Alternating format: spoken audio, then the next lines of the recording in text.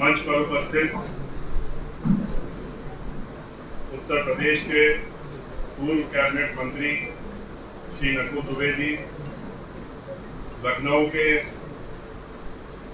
जिला अध्यक्ष जी श्री अखिलेश अम्बेडकर, श्री शैलेंद्र गौतम मुख्य सेक्टर प्रभारी, श्री रमेश उर्फ बबली गौतम, श्री बसंत कनौजिया, श्री प्रताप लोधी, श्री विनोद पाल, श्री प्रतीक गौतम तथा यहाँ पर आए हुए हमारे सभी नौजवान साथी जो इतनी बड़ी संख्या में यहाँ मौजूद हैं। आज हम लोग ऐसे दौर से गुजर रहे हैं जबकि उत्तर प्रदेश में हर तरफ हाहाकार मचा हुआ। कोई भी ऐसा वर्ग आपको नहीं मिलेगा जो कि ये कह दे कि हम इस सरकार से खुश हैं। सिर्फ विज्ञापन में दिखेंगे आपको कि हम उत्तर प्रदेश में बहुत बड़ा काम कर रहे हैं। वो विज्ञापन जो हर अखबार में दिखेंगे, हर टेलीविजन में दिखेंगे, और उन विज्ञापनों में जो रुपए खर्च होते हैं वो भी आपको अच्छी तरीके से मालूम है।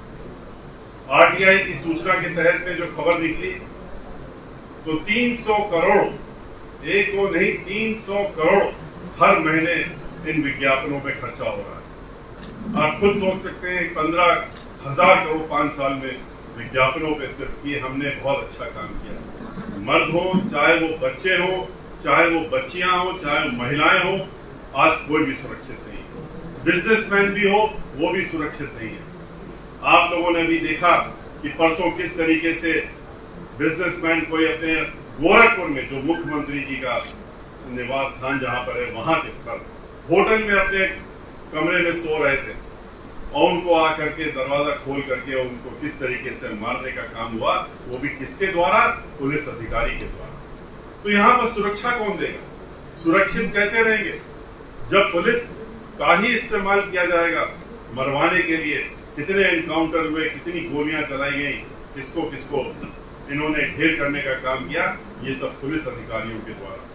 जो भी इनका विरोधी हुआ उसको या तो उन्होंने मरवाने का काम किया और या तो उसकी कहते हैं कि मौत हो गई, किसी और हादसे में मौत हो गई, इस तरह का काम।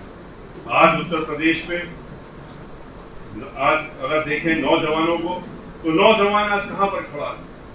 वो एक ऐसे चौराहे पे खड़ा है जहां उसके सामने कुछ भी नहीं, सिर्फ अंधेरा ही अंधेरा है। वो पढ़ लिख करके नौकरी के लिए जब आगे बढ़ता है तो उसको नौकरी के नाम पे कुछ नहीं मिलता, क्योंकि नौकरियां है ही नहीं। नौकरियां खत्म करने का काम इस सरकार ने कर दिया। उन्होंने नौकरियां खत्म करने के लिए जितनी भी जगह जहां सरकारी नौकरियां हो सकती थी उन्होंने उनको बेचने का काम किया। एक एक करके जितने भी सार्वजनिक उपक्रम हैं उनको इन्होंने बेच दिया और वहां पर निजी हाथों में बेच करके ठेकेदारी में दे दिया। चाहे बिजली घर हो, नगर पालिका हो, नगर महापालिका हो, पीडब्ल्यूडी की नौकरी हो, निर्माण निगम की नौकरी हो, जल निगम की नौकरी हो, कहीं की भी हो, जहां जहां नौकरियां मिलती थी, रेलवे हो, बिजली घर हो, सब इन्होंने निजी हाथों में दे दिया। और निजी हाथों में देने के पीछे उद्देश्य क्या था? उद्देश्य इनका एक सबसे बड़ा उद्देश्य था कि हम यहाँ से रिजर्वेशन खत्म करें। रिजर्वेशन खत्म करने का उन्होंने एक नया तरीका निकाला। उन्होंने कहा जब हम नौकरी ही नहीं देंगे, सरकारी नौकरी नहीं बचेगी, तो ठेके में नौकरियां होंगी, तो ठेकेदार तो जिसको चाहेगा उसको नौकरी देगा, वहां रिजर्वेशन की बात नहीं होगी। और इसी के तहत में इन्होंने पूरे प्रदेश में ही नहीं, पूरे देश में जहां जहां भारतीय जनता पार्टी की सरकार है, उन्होंने इस योजना के तहत में आगे बढ़ने का काम किया। आप याद करिए बहन मायावती जी की सरकार, उन्होंने 6 नहीं 7 अंतरराष्ट्रीय स्तर की यूनिवर्सिटियां दी थी और एक गौतम बुद्ध नगर में जो यूनिवर्सिटी बनी हुई अंतरराष्ट्रीय स्तर की, वो वर्ल्ड में अपने आप में नंबर 1 की यूनिवर्सिटियों में गिनी जाती है। जिस तरह की यूनिवर्सिटी बहन मायावती जी ने बनाने का काम किया। शिक्षा में ले लीजिए, उन्होंने अगर 29,500 अंबेडकर ग्रामों को समग्र विकास किया उत्तर प्रदेश में, तो 29,500 की जगह उन्होंने 29,000 प्राइमरी स्कूल भी बनाने का काम किया। 5,000 उन्होंने जूनियर हाई स्कूल और 5,000 हाई स्कूल बनाने का काम किया। उन्होंने उत्तर प्रदेश में हर तरफ चौतरफा इतना काम किया, बढ़ावा किया कि जिसमें चाहे वो सरकारी हो चाहे प्राइवेट संस्थाएं हो, लोगों के लिए उन्होंने रोजगार की व्यवस्थाएं कर दी। कितने रोजगार, पहले ही साल में आते ही उन्होंने 5 लाख लोगों की नौकरियों का इंतजाम किया। पूरे अपने कार्यकाल में 23.5 लाख लोगों को नौकरी देने का काम अगर किसी ने किया है तो गरीबों को मुफ्त मकान देने की योजना अगर किसी ने बनाई तो बहन मायावती जी ने बनाई।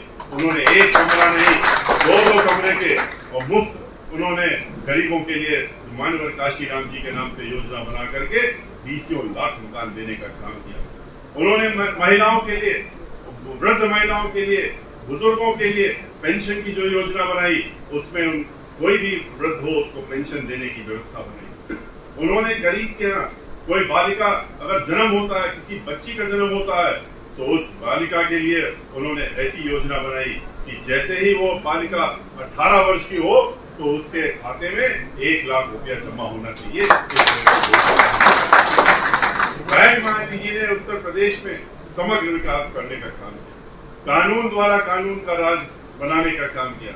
उन्होंने तो 100 करोड़ में 2200 करोड़ में उन्होंने डॉक्टर भीमराव अम्बेडकर स्मारक, मानवर काशीराम जी स्मारक, गौतम बुद्ध स्मारक और इतने पार्क यहाँ से लेकर नोएडा तक सब बनाने का काम किया। इन्होंने तो एक बिल्डिंग जो ताज होटल के बगल में बनाई है वो 2600 करोड़ में बनाने का काम किया है, जो आज तक उसको चालू नहीं कर पाए। लेकिन बहन मायावती जी द्वारा किए हुए कार्यों को ये लोग बचा नहीं पाते, और इसलिए नहीं बचा पाते कि उत्तर प्रदेश में अगर कुछ दिख रहा है तो वो और कुछ नहीं दिख रहा है, सिर्फ वही विकास दिख रहा है जो बहन मायावती जी की सरकार ने किया। आज अगर आप इनसे पूछ लीजिए कि विकास के नाम पे कोई चीज बता दें तो ये नहीं बता सकते। किसान कर्रा रहा है, मजदूर रो रहे हैं, लोगों के कारखाने बंद हो गए, नोटबंदी लगा के, जीएसटी लगा के बंद कर दिया। और इतना ही नहीं, इन्होंने किसानों के ऊपर तो 3 ऐसे कानून ला दिए, काले कानून, जिससे कि उनकी जमीनों पर भी कब्जा कर लें, जिसकी वजह से किसान आज आंदोलित है। पूरे देश में आंदोलित है और उत्तर प्रदेश में भी आंदोलित है। 1.5 साल से किसान लड़ रहा है, 600 से ज्यादा लोगों की मौत हो गई, लेकिन ये उससे पीछे नहीं हट रहे हैं। वो कानून वापस नहीं लेना चाहते हैं, क्योंकि उस कानून के तहत उनकी जमीन ये कुछ जो चुनिंदा इनके लोग हैं, जो बिजनेसमैन है, उनको ये देना चाहते हैं, और इसलिए ये उन कानूनों को वापस नहीं करना चाहते हैं। इनका असली चेहरा पहचानने की जरूरत है। लेकिन आज नौजवानों को एक चीज की और जरूरत है, उनको ये देखना है कि उनका वोट, नौजवानों का वोट, आप लोगों का वोट किसी भी तरह से बहकने ना पाए, बटने ना पाए। बहुत से लोग खड़े कर दिए जाएंगे, बहुत सी संस्थाएं खड़ी कर दी जाएंगी। अब चुनाव में सिर्फ 3 महीने बचे हैं। जनवरी में चुनाव की घोषणा हो जाएगी, पहले हफ्ते में होती है चुनाव की घोषणा, तो आज से तो सिर्फ 90 दिन बचे हैं। 90 दिन बाद चुनाव होना है, लेकिन इस बीच में एक लाइन सी लग जाएगी, क्योंकि इनके पास पैसे की कमी नहीं, इनके पास हजारों करोड़ रुपए नहीं, बस लाखों हजार करोड़ रुपए हैं। तो उसको ये पानी की तरह बहाएंगे, और सिर्फ इसलिए बहाएंगे क्योंकि उनको मालूम है कि इस समय उत्तर प्रदेश में पूरी प्रदेश की जनता इतनी त्रस्त है कि वो बहन मायावती जी की तरफ देख रही है, और उनको रोकने के लिए कि वो मुख्यमंत्री बनकर के उत्तर प्रदेश में 5वीं बार ना बैठ जाएं, इसलिए ये लोग पूरी कोशिश करेंगे। ये तरह तरह की पार्टियां खड़ी करेंगे, तरह तरह के लोगों को खड़ा करेंगे, उनको पैसा देंगे और उनको बरगला करके आपके बीच में भी डालने का काम करेंगे, नौजवानों को भी बहकाने का काम करेंगे। और ये आपकी जिम्मेदारी है कि आप तो खुद ना बहके, लेकिन आप अपने घर में ना बैठ करके बाहर निकल करके अपने साथियों के बीच में जाइए, नौजवानों के बीच में जाइए, उनको बताइए कि बहन मायावती जी ने शिक्षा के लिए क्या किया है, उन्होंने कितनी योजनाएं बनाई। आप कोई जिला उठा लीजिए, हर जिले में बहन मायावती जी ने जो SC ST के लोग थे, जो नौजवान पढ़ने लिखने वाले थे, जिससे कि वो आगे चल करके अपनी पढ़ाई करके कंपटीशन में आ सके, उन्होंने हर जगह उन्होंने इस तरह के बनाने का काम किया कि उनके लिए रहने की व्यवस्था उन्होंने सुनिश्चित की, उनके लिए हॉस्टल बनाने का हॉस्टल ही नहीं बनाया, लखनऊ में तो 2 जगह बनाने का काम किया, जिससे कि IAS और PCS और IPS और बाकी तैयारी कर सके, उनको मुफ्त वहां पर कोचिंग भी देने का काम बहन मायावती जी ने करने का आप देखिए हर जिले में उन्होंने बालिकाओं के लिए अलग से स्कूल खोला, और स्कूल ही नहीं खोला, उन्होंने डिग्री कॉलेज भी खोले, उन्होंने हॉस्पिटल खोले, उन्होंने हर तरफ काम करने का काम किया। उन्होंने बिजली की व्यवस्था सुधारी। उत्तर प्रदेश में 6000 मेगावाट बिजली बनती थी उत्तर प्रदेश में, सिर्फ 6000, जब तक बहन मायावती जी की पूर्ण बहुमत की सरकार नहीं बनी। 20 वर्षों से एक भी बिजली घर नहीं लगा था। बहन मायावती जी ने आते ही अपने 5 साल के कार्यकाल में 1-2 नहीं 7 बिजली घर बना करके और 13,500 मेगावाट बिजली बनाई। उत्तर प्रदेश में उन्होंने, आज तो आप कहीं पर भी जाइए, हर जगह कोई सड़क नहीं मिलेगी। गड्ढों में सड़क मिल जाए वो भी बहुत बड़ी बात होगी, अगर गड्ढों में सड़क मिल जाए, लेकिन सड़क नाम की कोई चीज नहीं है। इनकी तरह भ्रष्टाचार, बहन मायावती जी के जो काम थे उन कामों को देख लीजिए, गांव में जाके देख लीजिए, जिन गांव में काम किया था वो सड़क अगर आज 15 साल पहले बनी थी तो आज भी उसी तरह से मौजूद है, क्योंकि उन्होंने सीसी की पक्की रोड बनाई। इनकी तरह नहीं कि दिल्ली से मेरठ की 16 किलोमीटर की सड़क बना करके 35 किलोमीटर की सड़क बनाई और कहा कि हम एक्सप्रेसवे बना रहे हैं, और एक्सप्रेसवे में 8,000 करोड़ रुपए नहीं बल्कि कितने हजार करोड़ रुपए खर्च कर दिए, और अभी पहली बरसात में ही 36 जगह उसमें ट्रकें घुस गई, अंदर चली गई, वो ढूंढी जा रही कहां निकल के वो सड़क कहां निकल गई। इस तरह का काम ये लोग करते हैं, भ्रष्टाचार की चरम सीमा पर पहुंचाने का काम करते हैं। तो आज ऐसे इस तरह की एक सरकार है जिसमें कि सिर्फ लूटमार हो रही है, और लूटमार के साथ में लोगों को आपने देखा किस तरह से बेइज्जत करने का काम किया जाता है। इनके सामने चाहे दलित समाज के लोग हों, चाहे वंचित समाज के लोग हों, चाहे गरीब समाज के लोग हों, इनको ये चाहते हैं कि ये और गरीब हो और वंचित हो, जिससे कि ये बैठने लायक भी न रह जाएं। और ठीक इसके विपरीत डॉक्टर बाबा साहब भीमराव अम्बेडकर की बात को याद करते हुए, उनकी सोच को याद करते हुए, जहां वो चाहते थे कि हर व्यक्ति बराबरी में हो और कोई ऊंचा नीचा ना कहलाए, सब समान हो, उसकी सोच को लेकर के आगे मानव काशीराम ने जो बढ़ाने का काम किया, उसको बहन मायावती जी ने जमीन में लागू करने का काम किया, बहन मायावती जी ने करने का काम किया।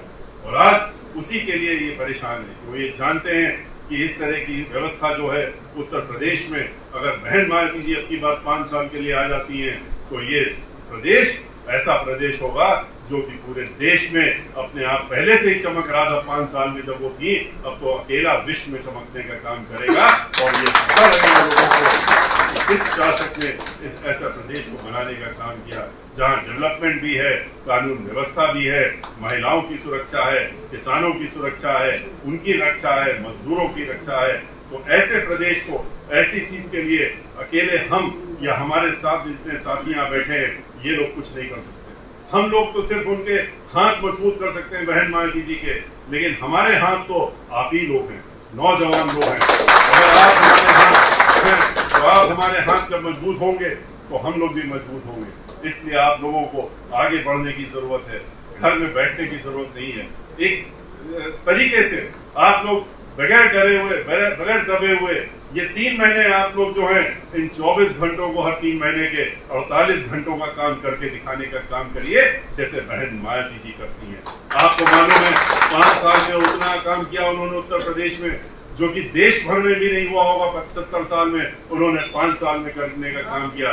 तो इसलिए अगर आप भी ठान लें, आप वो नौजवान हैं और आप लोग अगर ये ठान लेंगे कि हमको अब की बार बहन मायावती जी को उत्तर प्रदेश का 5वीं बार मुख्यमंत्री बनाना है, तो कोई रोक नहीं सकता उनको मुख्यमंत्री बनने से।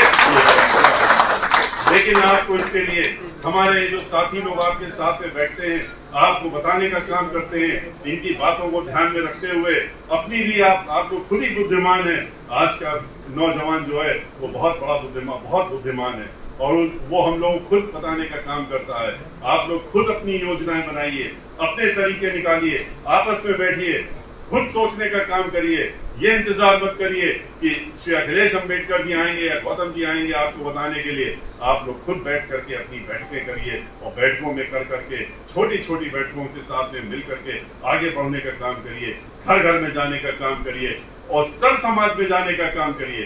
लोगों को ये मालूम हो कि बहन मायावती जी का काम जो है वो सर्वजन हिताय और सर्वजन सुखाय के लिए होता है, और इसलिए इसी इसीलिए वो आज उत्तर प्रदेश में सर्व जन की सबसे चहेती अगर हैं तो बहन मायावती जी हैं, और उनको हर कोई चाहता है कि वो एक बार दोबारा से आकर के और इस प्रदेश को सुधारने का काम करें, और इस प्रदेश में जो जनता है उसका भी भला होने का काम वही कर सकती है।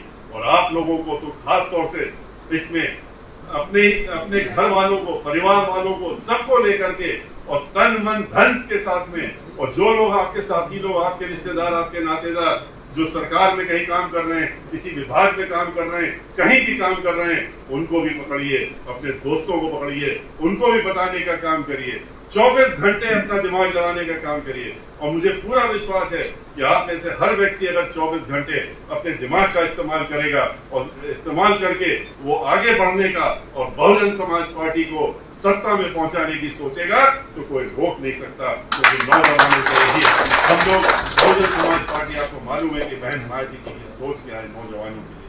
उन्होंने 50% हर स्तर पे नौजवानों को बैठाने का काम किया, क्योंकि उनकी सोच है कि यही हमारा भविष्य है, नौजवानी हमारा भविष्य है। तो अपना भविष्य, जब आप हमारे भविष्य हैं तो आप अपने लिए भी अपना भविष्य हैं, और आपके आने वाले जो लोग होंगे उनके लिए भी आप उनके भविष्य बनेंगे। इसको ध्यान में रखते हुए और बाबा साहब डॉक्टर भीमराव अम्बेडकर की बातों को ध्यान में रखते हुए और मानवर काशीराम जी की उस बात को ध्यान में रखते हुए कि जब तक सत्ता की चाबी आप अपने हाथ में नहीं लेंगे, आप अपने लिए कुछ नहीं कर पाएंगे। इसलिए सत्ता की चाबी अपने हाथ में लेने का काम करिए और फिर अपना आगे जो है जीवन को सुधारने का काम करिए। इसी के साथ मैं अपनी बात समाप्त करता हूँ, आपसे विदा लेता हूँ। जय हिंद, जय